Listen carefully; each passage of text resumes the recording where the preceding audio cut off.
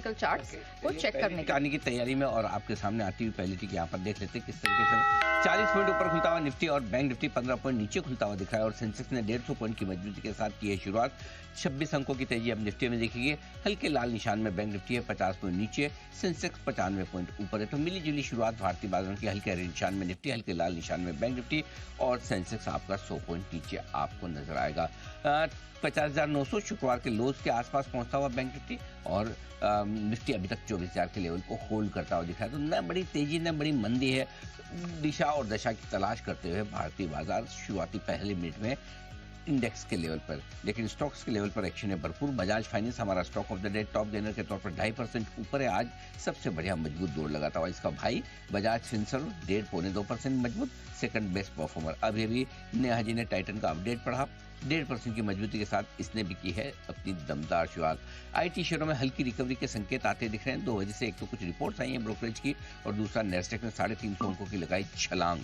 इन्फोसिस 1% ऊपर है, टेक महिंद्रा 0.5% ऊपर है और उसके साथ साथ एचएल टेक 0.5%, विप्रो 0.5%, टीसीएस 0.5% ऊपर खुलता हुआ दिख रहा है। तो हल्की हल्की मजबूती आपको दिखेगी आईटी शेयरों में। हल्की मजबूती दिखेगी आपको ऑटो शेयरों में। महिंद्रा इसको टॉप करता हुआ 0.5% की तेजी के साथ, इसके ठीक साथ साथ है आपके हीरो मोटोकॉर्प, यहाँ पर मजबूती है, आयशर में मजबूती है। तो कुछ मिलाकर कुछ ऑटो स्टॉक्स भी मजबूत होने की कोशिश कर रहे हैं। एनबीएफसीज में श्रीराम फाइनेंस 1% मजबूत खुलता हुआ आपको नजर आएगा। तो आज का दिन मजबूती के लिहाज से सबसे पहले एनबीएफसी के नाम है, जब बजाज फाइनेंस, बजाज फिनसर्व और श्रीराम फाइनेंस अच्छे मजबूत होते दिख रहे हैं। दूसरा आईटी शेयरों के नाम पे है और तीसरा ऑटो शेयरों के नाम पे। तो फिर कमजोर क्या है? कोटक बैंक सीईओ के इस्तीफे के बाद 1.25% नीचे है, पावर ग्रिड 1% नीचे है और ओएनजीसी में भी 1% का नुकसान। टाटा स्टील जैसे शेयर में हल्की नुकसान है, हिंडाल्को हल्के नुकसान के साथ दिखेगा आपको। कच्चे तेल के दाम बढ़े हैं तो बीपीसीएल थोड़ा सा कमजोर हो सकता है, उसमें कोई खास बड़ी बात है नहीं। क्वार्टरली अपडेट के बाद इंडसइंड बैंक 0.5% नीचे है। तो मिला जुला सा कारोबार आपको नजर आएगा इस वक्त इन सारे शेयरों में। इंडेक्स एक बार फिर से बता दूं, थोड़ी सी बेहतर होती हुई सिचुएशन। निफ्टी पर अब 40 अंकों की मजबूती है, लेकिन बैंक निफ्टी 100 अंक नीचे है और सेंसेक्स 100 अंक ऊपर। आइए वायदा कारोबार की तरफ। टॉप गेनर एंजल वन 5% ऊपर है। क्वार्टरली अपडेट थोड़ा ढीला था, लेकिन चूंकि 5% ऑलरेडी घट चुका था, देखिए ये कमाल होता है, अपडेट कमजोर होने के बावजूद शॉर्ट कवरिंग आती हुई दिखिए और 5% अच्छा भागता हुआ दिख रहा है। तो जुबिलेंट फूड पिछले कुछ दिनों में यह स्टॉक हमारा बहुत ही फेवरेट रहा है। आज 4% की बड़ी तेजी बनती दिख रही है और 4% की बड़ी तेजी एसबीआई कार्ड्स में बन रही है। 2 एफआई ब्रोकरेज की तरफ से आज अपग्रेड आया बड़े समय बाद, इसलिए एसबीआई कार्ड में है मजबूती। क्रॉम्पटन ग्रीव्स कंज्यूमर 4.25% मजबूत है। पूनावाला फिनकॉर्प ने भी अभी अपना क्वार्टरली अपडेट दिया है, 3.5% की मजबूती यहाँ पर। डॉक्टर लाल पैथलेब 2% मजबूत है। नायका अपने क्वार्टरली अपडेट के बाद 2% मजबूत है। तो आज पूरा का पूरा एक्शन क्वार्टरली अपडेट वाले शेयरों पर ही आपको नजर आएगा। कमजोर क्या है? यूनियन बैंक 5% नीचे, इंडियन बैंक 3% नीचे आज के सेशन में यहाँ पर है कमजोरी। डाबर 2.5% नीचे, जेएसडब्ल्यू एनर्जी 2% नीचे खुलता हुआ दिख रहा है आज के सेशन में। बैंक ऑफ बड़ौदा में भी 1.5%। तो क्वार्टरली अपडेट के बाद कुछ सरकारी बैंकों में आज कमजोरी का माहौल आप आते हुए देख सकते हैं। इसके अलावा मिड कैप स्मॉल कैप शेयरों पर रखिए नजर और मिड कैप स्मॉल कैप शेयरों में आप देखें तो मिड कैप इंडेक्स 35 पॉइंट ऊपर है, स्मॉल कैप इंडेक्स एकदम फ्लैट है। तो कोई खास बदलाव है नहीं, लगभग उन्हीं लेवल के आसपास ट्रेड करते हुए आपको नजर आएंगे इस वक्त। ओवरऑल ये है रुझान भारतीय बाजारों का शुरुआती कारोबार में।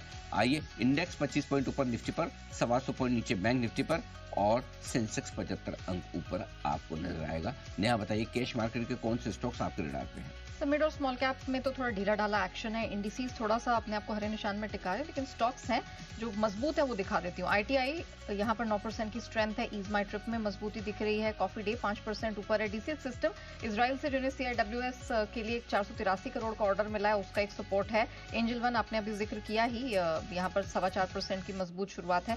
पीजी इलेक्ट्रोप्लास 3% ऊपर है, जैन इरिगेशन में मजबूती है। पूनावाला फिनकॉर्प यहाँ पर हमने देखा अपडेट्स के बाद स्ट्रेंथ है।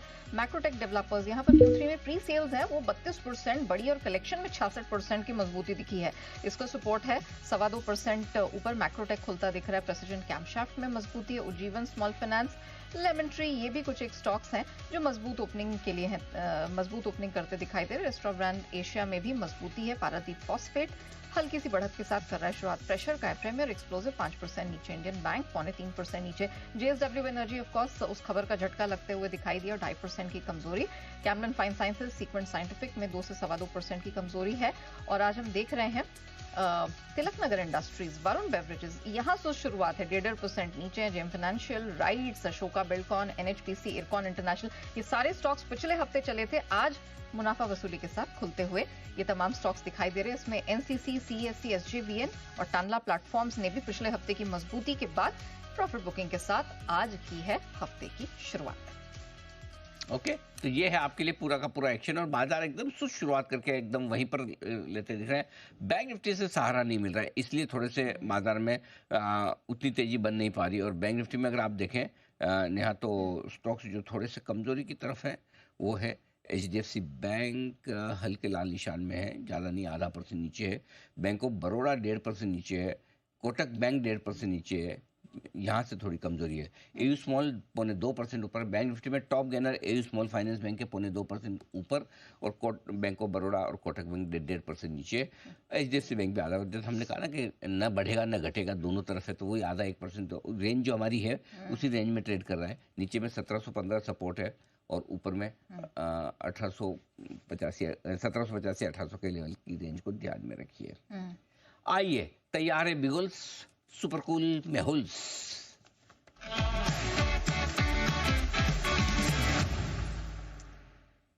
मेहुल जी, न चिंता करें न कंफ्यूज हो, आप एक ही हैं मेहुल, वो खाली मैंने राइमिंग के हिसाब से मेहुल्स कर दिया था। अनिल जी, खरीदारी करनी है, कैश का स्टॉक है नारायण रुदालिया लिमिटेड, 1320 का भाव है।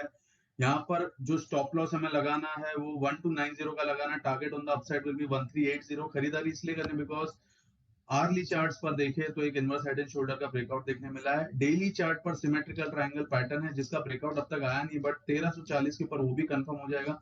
उस ब्रेकआउट के बाद एक बड़ा मोमेंटम इस काउंटर में देखने मिल सकता है। ओवरऑल ट्रेंड काफी स्ट्रॉन्ग है, साइडवेज है फिलहाल, काउंटर कंसोलिडेट कर रहा है, but yes on the verge of a breakout है। यहाँ पर 1380 के टारगेट्स के लिए खरीदारी की सलाह। कौन सा स्टॉक है? स्टॉक का नाम नहीं बताया आपने।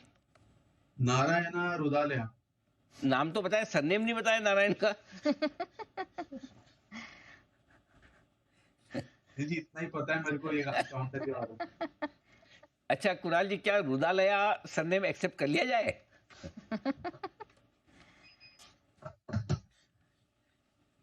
अरे जी, रुदाले है।